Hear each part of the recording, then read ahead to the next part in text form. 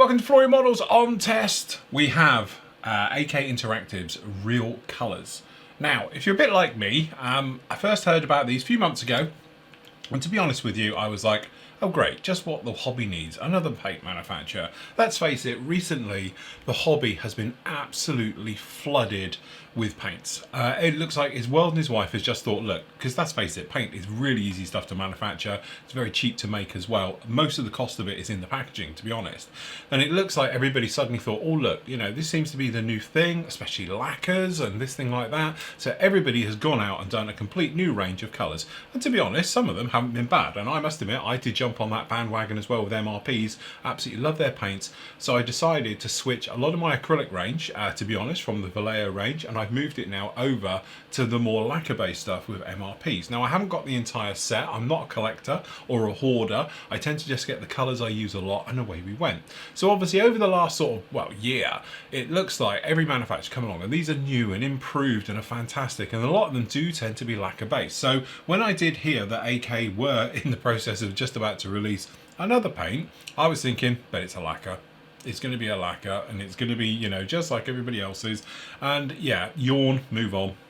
But actually, what I didn't appreciate at the time is that these are a little bit different. You know, to me, paint is paint. As long as I can thin it and I can spray it, I am a happy modeler, and away we go. All right. There's a lot of paints out there that have all these fantastic claims, and actually, when you get down to the nitty gritty of it, aren't particularly very nice. And I'm sure you've seen a lot of my reviews recently on certain manufacturers and brands and things like that where I just don't think it works. Okay, but this stuff, they make some massive claims. First of all, the biggest claim that they're doing, they are calling them real colours of World War II. Okay, so first thing I think of is like World War II. Well, colours, let's face it, it's wartime, can be a bit iffy at the best of times. As some of you know, I actually had a relative who was in the paint industry during World War II, and the stories he used to tell me about how they used to make paint, and mixes of paint, things like that, and how vastly different they were at different parts of the war, at different times, things like that. So colours would vary as well. Also, the thing is that a lot of the time references from a lot of manufacturers are done from museums, and museums are fantastic, but then you're into that realm of like, what is a true museum item from the period, or what is that type of Frankenstein that we all see in museums, which might be something that's been cobbled together from lots of other parts of an aircraft or a tank or whatever it might be to make up a display item, and then at some point had a dodgy respray. Okay, and then all of a sudden this is the article, this is how it should be. Well, actually it wasn't, because it might have been painted in the 60s with whatever they had lying around at the time that was close. So again, references and color matching and everything else like that can be a little bit iffy. AK here are claiming that theirs are correct. Okay, so again, I know there's a lot of people out there who've spoken to me about this and said, really? I don't believe that for a minute. Okay, so again, I think it literally is that thing, where do you want to draw the line? Personally, with me, with paints, as you know, I am working in the ballpark. By the time I've painted, and then perhaps I've gone through the weathering process and finishing off my model, it's never going to be that particular shade anyway. I've either going to lightened it and bleached it a little bit, or perhaps we've darkened it. So as long as it's a pretty good color to start with, I am always quite happy with that. But if you are a little bit more sort of, you know, rivet counting over this one, and you want a precise color, AK would have you believe here that they have taken the time, the research, the documentation, original paint chips, things like that, to come up with the most accurate colors that are available on the market at this time. So again, you know, great claims and all things like that. The other big difference with this one is that they're claiming it's obviously an acrylic lacquer. Now, there's lots of different things about this, and I'm not going to get weighed down to the chemical formulas of what makes an acrylic lacquer and all the rest of it. Trust me, Google it, it's a minefield, okay? But what we will say is that traditionally, lacquers tend to spray better than acrylics. Now, don't forget, I'm an acrylic person. I sprayed acrylics solely for 15 years, no problem at all, and I love acrylics. I think they're more easier to work with, shall we say, from a health point of view, than if you're dealing with lacquers. But again, I agree, there's no such thing as a safe paint. You should always be using a spray booth, or certainly be using a respirator when you're airbrushing this stuff.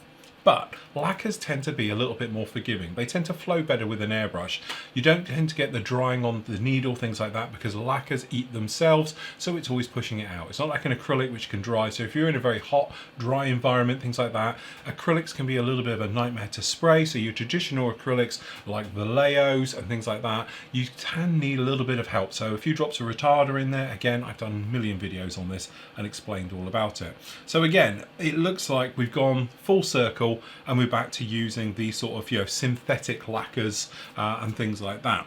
The thing is though, these are claiming they can be thinned with anything. Now we've seen this before, a few manufacturers have said about it, but they always have their sweet spot. They always have a type of lacquer that they like to thin with and everything else. The other thing they claim as well is that technically you can then mix it with other paints and have no problems with it.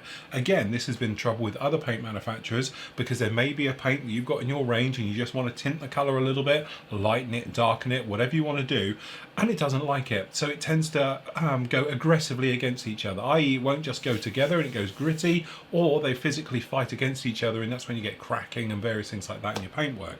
AK again are claiming that these are actually the best things you can get. Now there's loads of literature about this, and they were kind enough to send me the book and the paints. To be honest, I haven't bought these because again, I am such a skeptic. There was no way I was going to go out and buy more paint when I've got rackfuls of it all here. But they did send me this beautiful book. Okay, so a little bit of bedtime reading down in here, and literally I have gone through this book. I've had a good little sort of read through it and a look through it and everything else. Also, the printing of the book, again, a little bit weird, but they're claiming it's something like 85% accurate.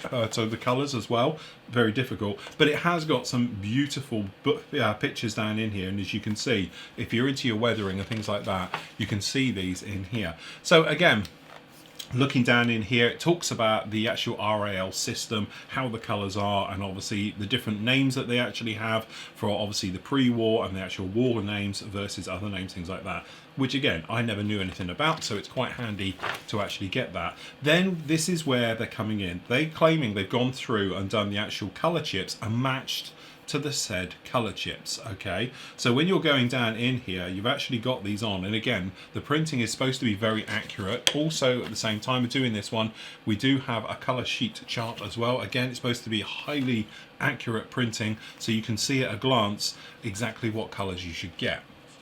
So again, very, very interesting to actually see these color chips down on here, and then matching color chips to actual items, which we were talking about is not some Frankenstein out of an actual museum or something, but is from a genuine time.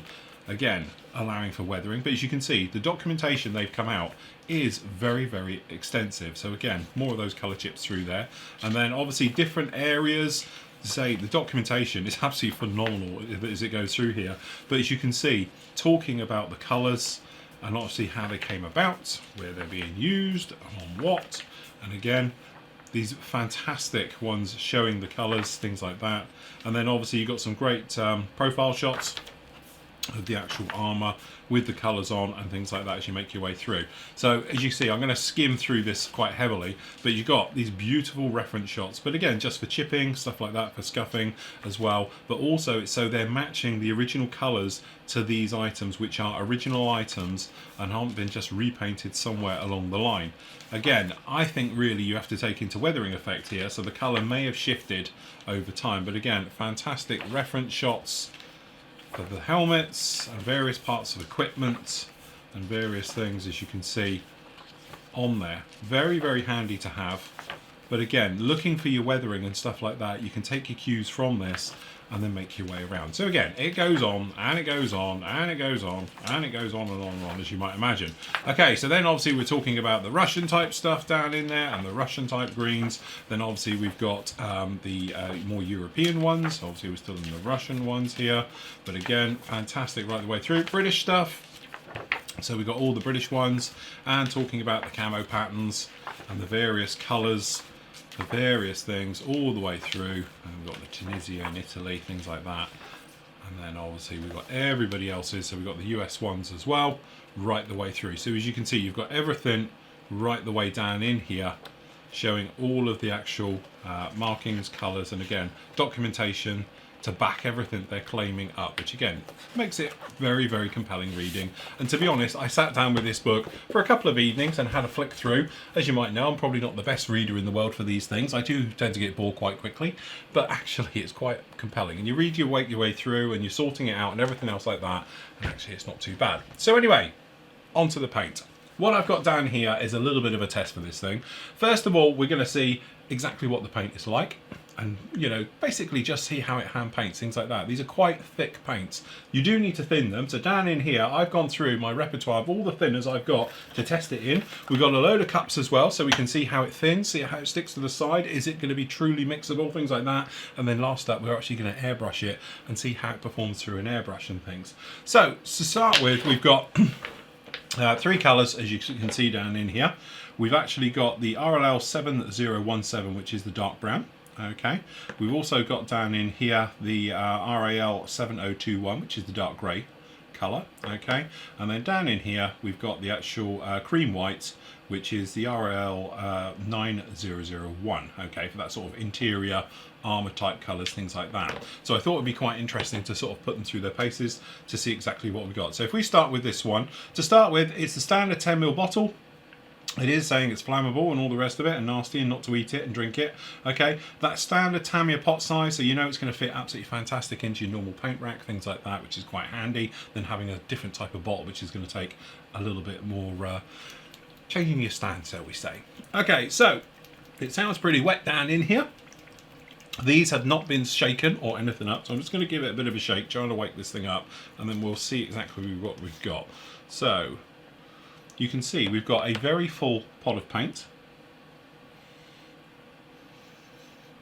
First indications, this is where we're doing the old, wine tasting bit. It doesn't smell too bad. It's definitely not like your standard type of lacquer. It's definitely got more smell to it than obviously your Tamia and your gun stuff, but nothing too bad. I must admit, I'm not over blown with it. It's not knocking me off my feet. So just down on here, we've got our little thing for testing. So we've got various things down on here. So to start with, what I'm going to just do is just going to take a bit and see what this thing is like for actually hand painting. Okay, so it seems to have good coverage, good colour, goes on there pretty well. It's almost got like a self-leveling quality to it, because you put this stuff down and it's not brush marking up as much as other things. But first test, we're just going to put a drop of Tamia retarder in. This is my favourite stuff. You can't get it in the UK, but it's great for painting any type of acrylic. Because this is technically not an acrylic, I'm just wondering what happens when you pop it in with this stuff. So what I'm going to do is, let me just grab another brush. Okay, I'm just going to put a dot of it over there. I'm just going to grab a bit more. I'm just going to mix the two. Mixes very well with the old paint retarder. Now the whole point of using this paint retarder, you can probably see here how it flows back, and you might see how that is now covering the area completely. This is what flow improver does, or retarders. It stops it from getting the skin on the top of the paint. If you ever do any hand painting at all, grab yourself a bottle of this, you will absolutely love it. And I have to say, that has gone beautiful. No problem with that whatsoever. So what I'm going to do is just going to put some drag lines through it. Let's grab a bit more paint. Just mix it in. Actually works very, very well. So no problem with that at all. Happy with that. It's drying quite quickly as well, which is a good sign. So we'll see how quickly it dries with the retarder in there as well. But if you're using retarders and stuff like that, thumbs up. Seems to love it. In fact, it's working really well.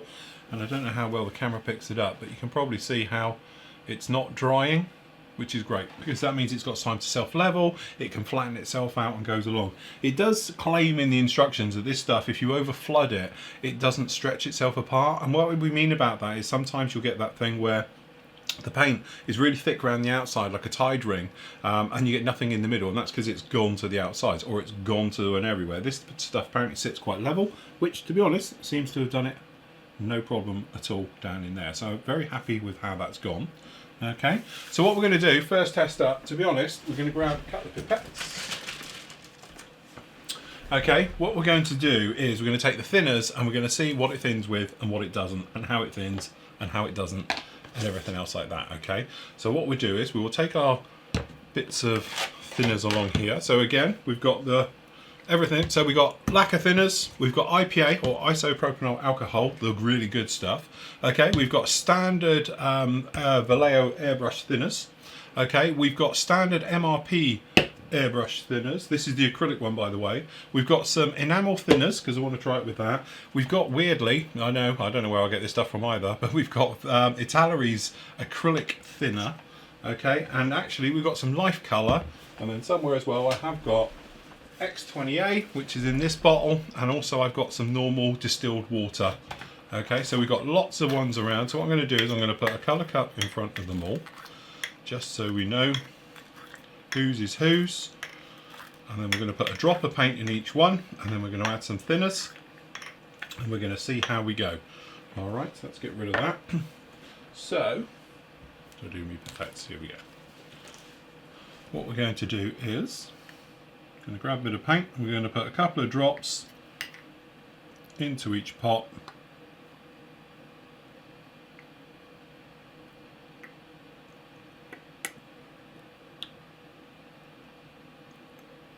And we're just going to see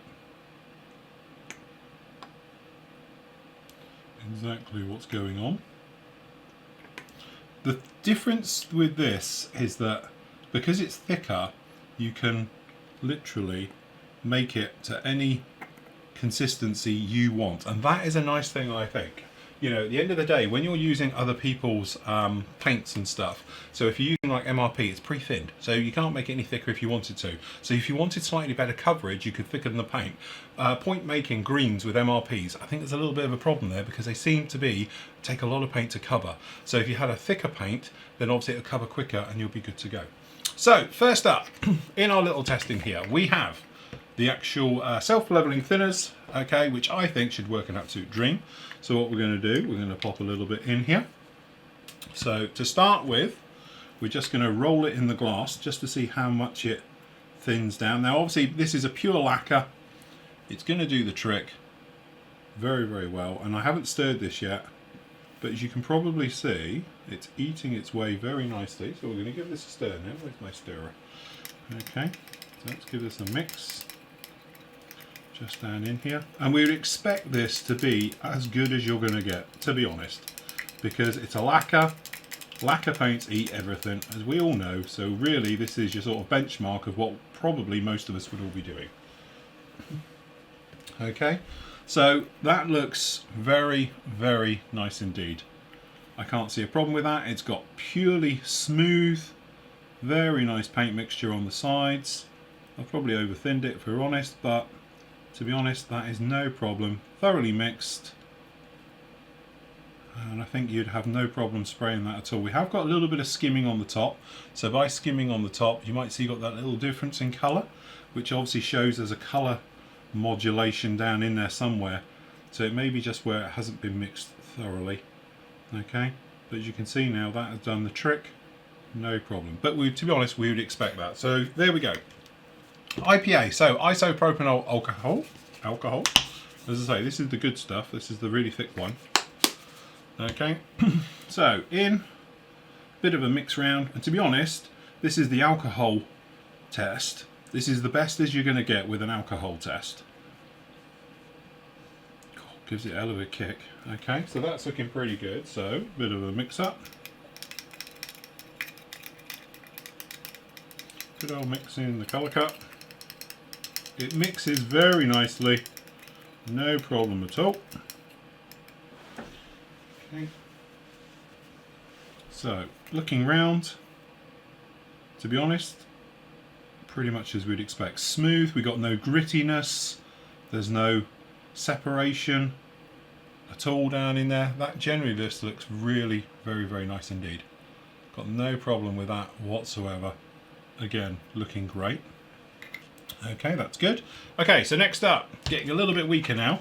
What we've got here, this is your standard airbrush thinner acrylic from Vallejo. Okay, different brush because we're acrylics. Okay, good old mix.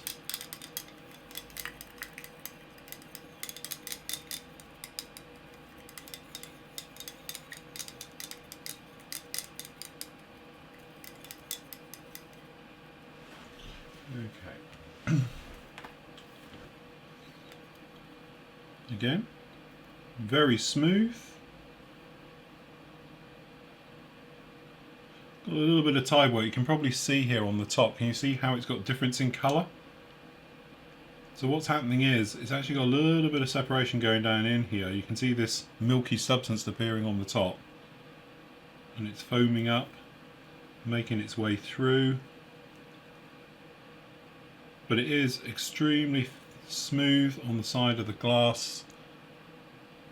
But you might notice it's beginning to pull apart. It's not liking this as much as the other two, if we're honest. A few little thick bits still in there. But generally it has thinned it. I think you'd be okay with that. That wouldn't be a problem to use. But it is not liking something down in there. As you can see, we've got this sort of milky froth on the surface. So there's something in there it's not 100% happy with. Okay, next up, MRPs. So this is MRP's Acrylic Thinner. Just this one, okay. So what we'll do,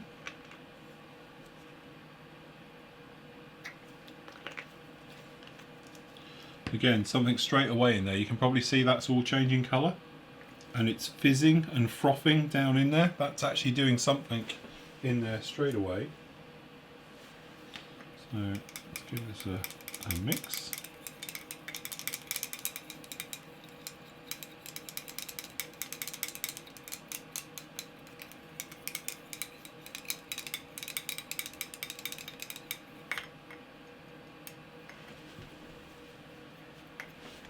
Okay.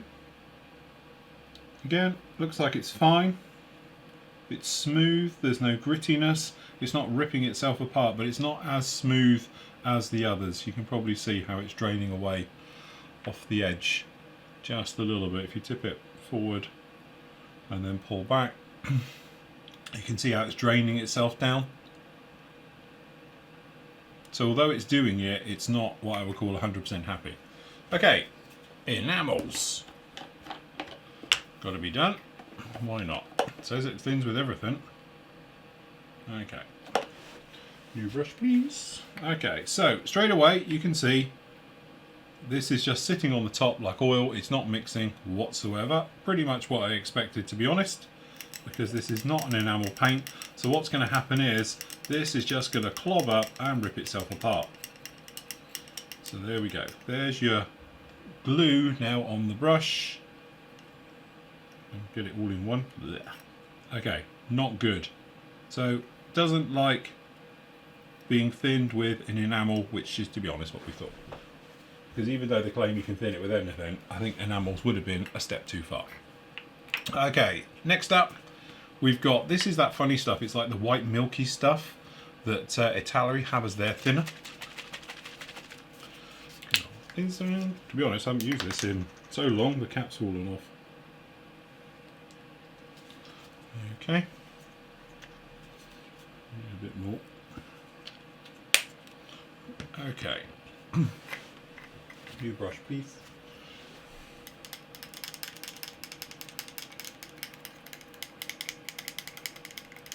So, like I mentioned when I did the review with their things, I'm sure the whiteness of the actual thinner used to affect the paint, and I'm pretty sure this has done the same thing here.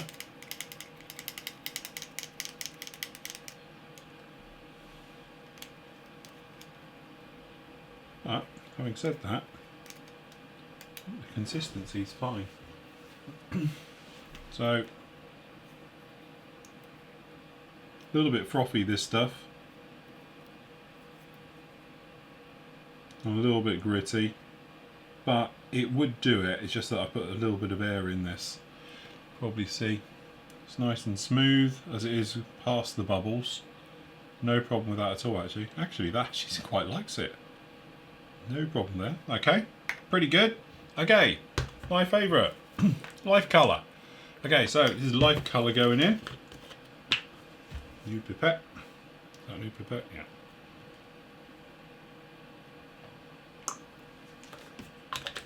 Okay. Straight in the colour cup, you can see it's not really doing much. It's just sort of sitting in there, but it's doing something. Okay. Acrylics. So good old mix up. Mixing very well, to be honest. Okay.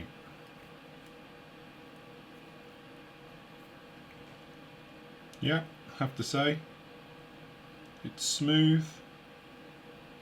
Consistencies are all there. Looks pretty good on all of those. Probably over-thinned it a bit, to be honest, but yeah. No grittiness really to the paint whatsoever. Okay, this is Tamia X28, the old favourite. I've purely put it into this bottle because it's easier. Okay, so straight away it's starting to eat its way in, which is really nice indeed.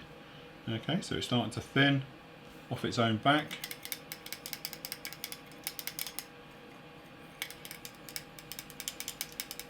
Now I would sort of expect this to work really well with this, because Tamia X28, which is their acrylic thinner, is pretty much the standard of which all paints thin by. So if they haven't done this one, then there's no hope.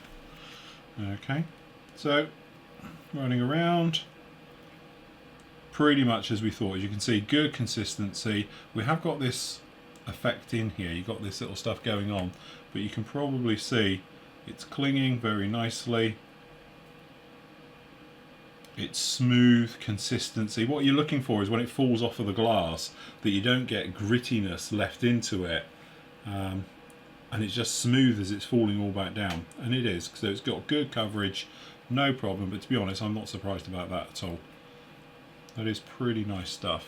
Okay, last up, water. So this is distilled water. Fresh brush for water. Okay. So a lot of people swear by using tap water. Probably I swear more at it. But if you use tap water with a little bit of retarder, then yeah, you can do. But distilled water, that's where you want to be. Distilled water, because it's been deionized and all the rest of it, just gives you a smoother paint. So I've over-thinned this quite heavily by mistake, to be honest. But with water even, that has done really, really nice.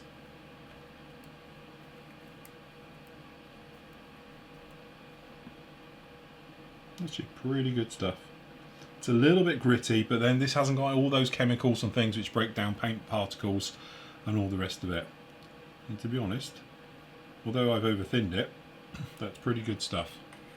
So there we go, looking across now. So this is the old self-leveling thinners, and to be honest,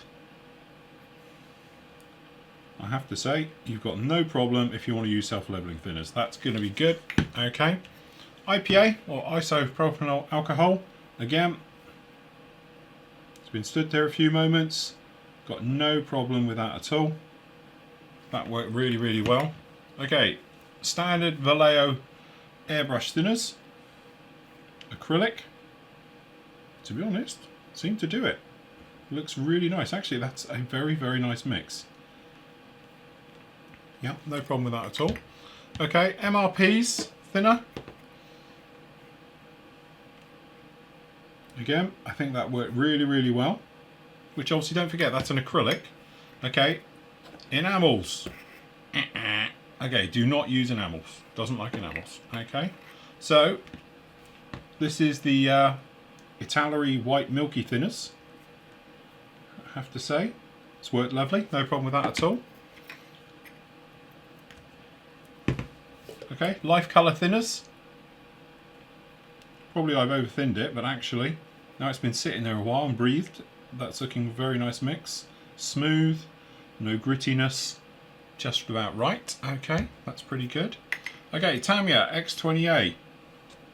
Weirdly, if you look on the side, I don't know how well you can see this, if I put something white as a background, although the camera will hate it, you might pick it up better.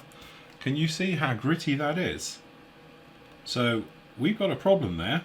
Tamia X28, actually, I think you're going to have problems. You can see how it's gone so gritty.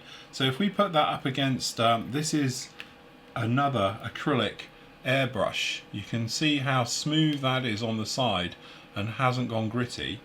And if you look at the other ones where they've dried on the sides, they haven't gone gritty either. So yeah, that may be because it's a little bit thicker, but my thing is, they're still pretty smooth. That's gone quite gritty in there. I would probably want to do more testing with that.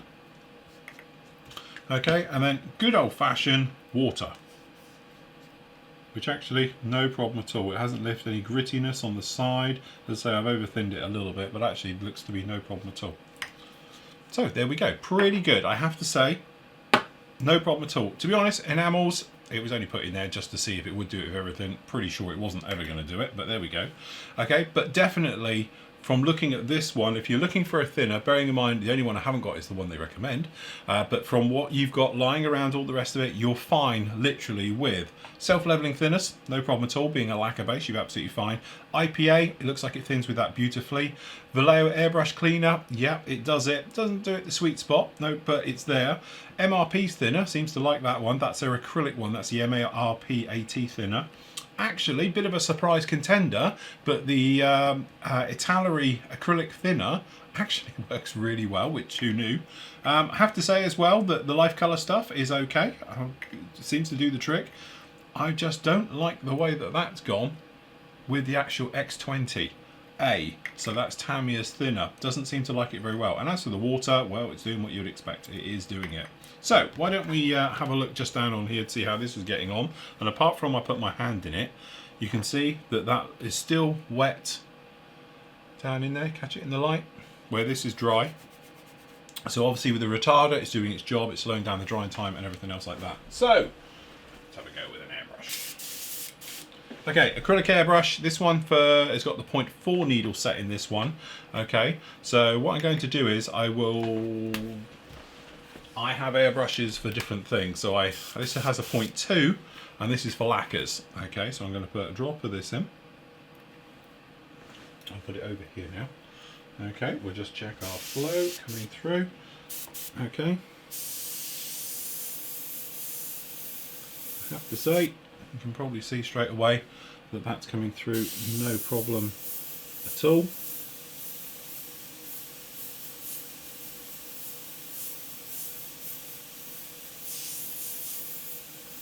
I can go really very, very small and have full control over what it's doing. So I have no problem with that at all. Let's try a bigger spray pan. Now, obviously we've got a little bit of paint down here, so that's going to help us out a little bit. I'm just going to shade that in.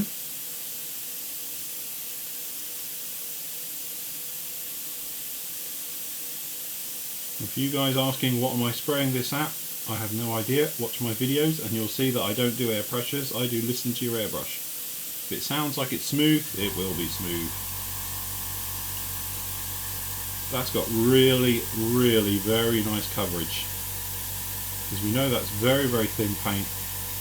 So I don't have any qualms about spraying this at all.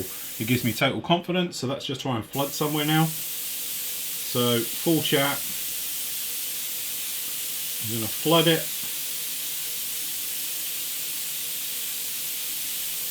Weirdly, that's odd. I'm having trouble flooding it, and no matter how much I seem to pull the trigger, it's sticking. That's odd. Normally you would like have a right mess. Okay. Weird. It's self-leveling quite cleverly. There's a claim that, to be honest, I didn't believe, that actually said that you couldn't flood it because it holds itself. So instead of it being pushed to the edges, actually that did quite well. So again, very, very nice. And then we can just go back down, just with the little pressures, and we've got absolutely no problem. There's no stop start, anything whatsoever. Really, really happy with that. Let's just blow that over that retarder. But it seems to have good coverage. Got no problem with the coverage. We just try and cover this over. I love the way that this is almost impossible to flood. because that's going full tilt in there. I know we've got the retarder in there as well, but hey, max air pressure, max everything, and actually still got pretty good control over that. It's not like we were losing it and it was suddenly going off to everywhere as it makes its way through. Fun stuff to airbrush. Okay, switching airbrush. This is because this is my acrylic one. It's got the slightly bigger needle set in there. To be honest, it is a 0.2, but it's so old it's more like a 0.4. Okay, let's try again. Okay, a little bit of a drop in this. Okay, we're just going to check our flow. Okay, this one doesn't have a similar valve system. Again, this is the IPA. Total control. Really happy of how that's coming out. No problem at all. Let's try airbrushing it.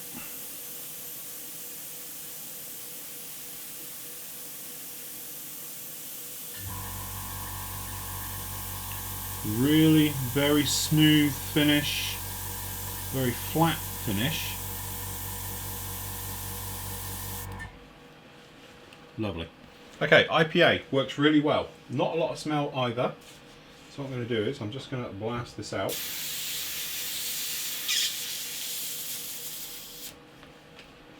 Okay, so this now is the tiny little bit here of the Vallejo Airbrush Thinner.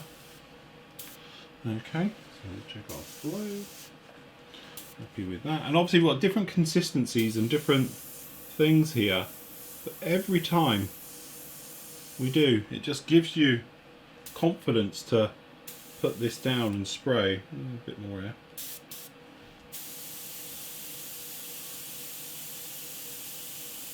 I have to say, this is pulling again, but it's very thin stuff. So that's why we can turn the air pressure to basically naught, because it is too thin. We need to thicken this paint up because it is very, very thin. But what we can do is just pop down quite a bit onto there. You can see, great for doing tiny little details. But the paint technically is too thin to airbrush, I think. But no problem with that, that'll work. Okay, this is the MRP. So this is the MRP thinners, acrylic thinners, going down into here. Okay.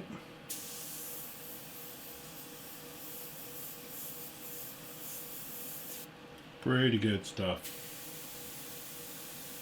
Again. Good coverage.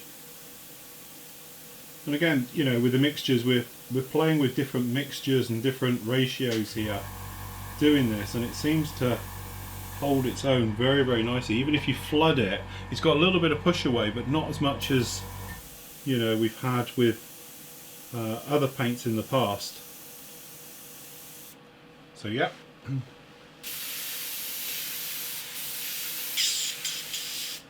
Okay, obviously we won't be trying with enamels because that would just be horrible.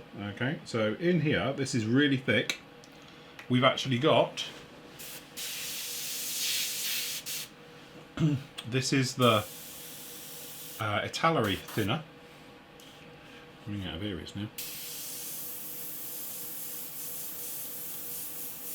Again, I think to be honest with you, if you got the paint a little bit thicker, it seems to just go down a little bit nicer.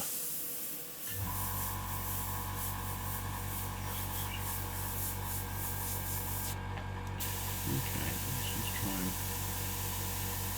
But considering we're mixing this airbrush up as well and various things going on here, we're having no problems controlling it and whatever we want to do. Seems to be absolutely fine. So really happy. And I love the way this stuff dries as well. This stuff doesn't tend to dry what I call outwardly. It seems to dry pretty good over the level. It's definitely got some type of self-leveling evident agent in there that's actually helping this along and everything else. Okay, next up, Life Color Thinner.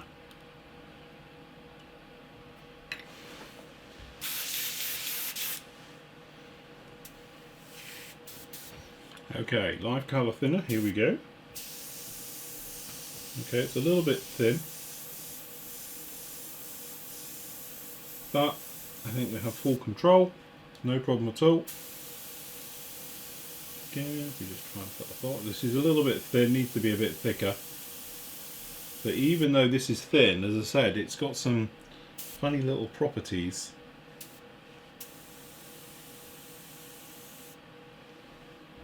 Where it sort of self-levels its way out and pulls in and things like that. It's a little bit thin for airbrushing, that one, but definitely if you want to get into the small stuff, then you're good to go. Okay.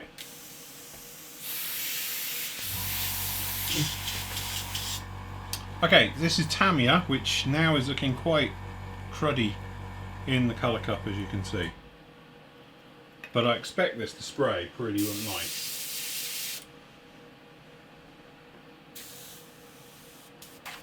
Okay, let's move this over here. And again, we have no problem. Nice and controlled. All good stuff, and then the painting. Really very, very nice indeed.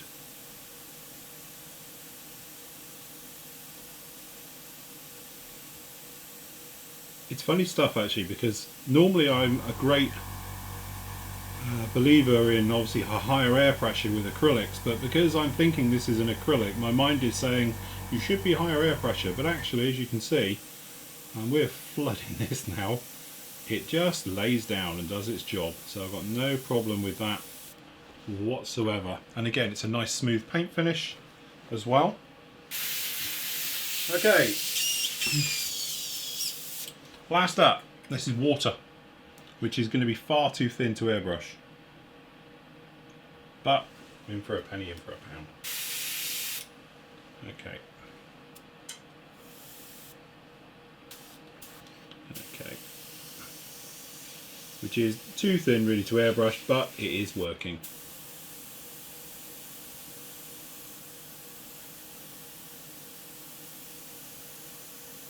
And it will thin.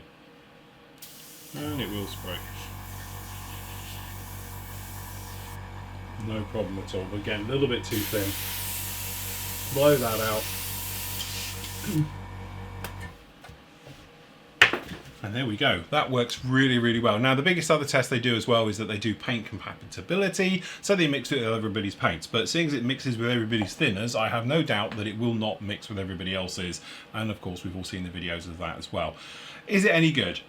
Yeah, I do like it.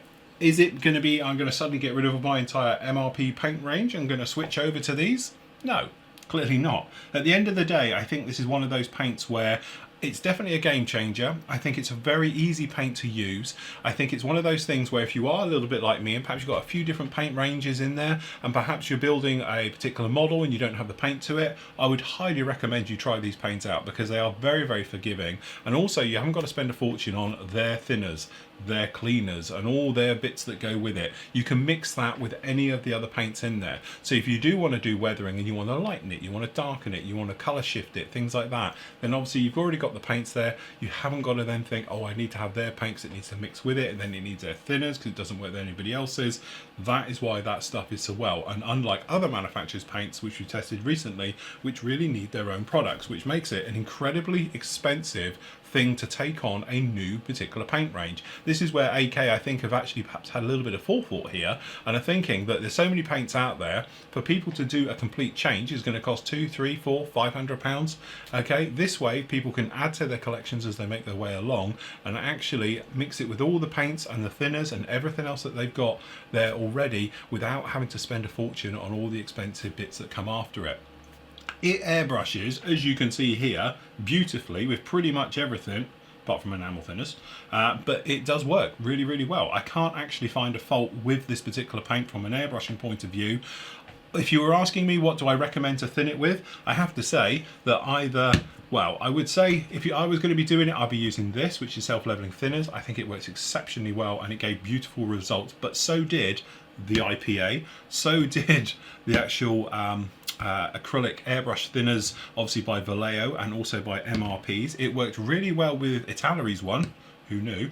But also it worked with the more milder ones as well. So we are talking things like, as I said, life color and distilled water. So you don't have to then think about hot products. If you don't want to use, you know, obviously lots of lacquers and things like that, you can go down the acrylic range and it will work just as well for you. So from that point of view, I have to say. As for the color thing, I don't know. Is it a bit gimmicky? Possibly. Is it all going to be 100% accurate and all the rest of it? I don't know. If you're a rivet counter, you're going to love it and lap it up. If you're like the rest of us, then I think maybe you're going to be thinking, as long as it's true and as long as it's an accurate colour in the first place, that'll be good enough for me. And then I can do things to it a little bit afterwards to weather it up and all the rest of it. At the moment, as we know, we've basically got World War II colours. It would be lovely to see this range extended throughout the entire thing. And honestly, having sprayed it now, I can see myself going down that line. But as you can see here, the paint range so far is this. Okay, so we've got standard colours, okay, then we've got World War II type colours down in here for the rest of them, and obviously we've got British, German, Russian and American stuff, but I would think very rapidly we're going to be seeing other things coming along, and I wouldn't be at all surprised to see modern military colours, modern aircraft colours, so forth, coming through later on down the line. You can see this range is going to get bigger and bigger. I don't know how many you've got in the range at the moment, 105. So you've got 105 to go for at the moment. They do come in these quite handy little sets. So this one down in here, we've actually got German early World War II. So you've got the brown, you've got the grey, and you've actually got the cream white for the interior stuff in one handy little pack, which I think is quite nice. Cost-wise, okay. It's always very difficult when you're talking about the cost and everything else, because at the end of the day, you're going to be thinning this. So how much you're going to be thinning it by is going to be personal preference to your type of painting and things like that. For me, I think quite heavily. I can imagine I'll get away with quite a lot out of these bottles, unlike pre-thinned ones where once you're using it, you're using it. You're not going to get any more out of it. Also, the other thing I do like about these is that obviously you can thin them, as we said before, to how you like it. Me, I like my paint a little bit thicker, coverage a little bit quicker, and then so for me, I can mix them to that level, okay, which is a very nice touch with them. Okay, so from that point of view, I think they're quite a bargain for your paint shelf. The other thing that's really nice with them, of course, you can hand paint them. So how many times we've all had this thing where I've got all the colours in MRPs and other lacquer paints and things like that, but I can't hand paint them because they need to be airbrush only. But now I've got the option to actually thin this, put it through an airbrush, or to hand paint it for touch-ups, for weathering and all things like that. So as you can probably tell, I'm a bit of a convert, which I am having to eat a bit of humble pie here, because when I did hear about this, I was about as excited. I won't do that joke, but I wasn't very excited, let's put it that way. And obviously I do have to thank AK for reaching out for me and asking me to push this, and I was like, no, it's paint and I can't be bothered. And now I've used it and I've missed the bandwagon, shall we say, actually I'm quite a convert and I do like it, and I can honestly see myself buying this paint. This isn't one of those ones where they've sent me some and it'll sit in a drawer now and just gather dust forever. I would use these paints, there's no doubt about it. I am going to put them on my shelf, I will use them, and definitely I think for things like modern British armour, stuff like that, where you can't get the colours from the traditional companies, you can in those as well. So that would be a nice little thing for me as well, to pick up a few British Army colours, the modern stuff, modern sand as well, difficult to get actually, that one, obviously in lacquers especially, but also in acrylic. So those range. So there we go, that is AK's real colours of World War II. Is it real? It paints like it's real.